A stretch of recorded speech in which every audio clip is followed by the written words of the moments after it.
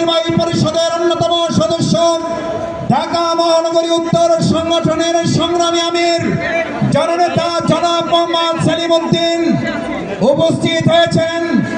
কেন্দ্রীয় নির্বাহী পরিষদের সম্মানিত সদস্যবৃন্দ, মহানগরী এবং কেন্দ্রের সংগ্রামী নেতৃবৃন্দ, সংগ্রামী ভাই এবং বন্ধুগণ, আর কিছুক্ষণের মধ্যেই আমাদের সমাবেশ এবং বিক্ষোভ মিছিল শুরু হবে।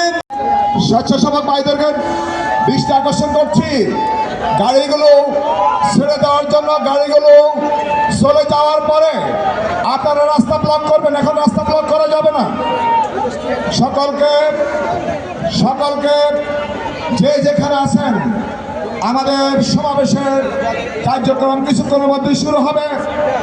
সর্বস্তরের জনতাকে আজকের এই সমাবেশ এবং মিছিল কার্যক্রম সফল করার জন্য উদাত্ত আহ্বান জানাচ্ছি।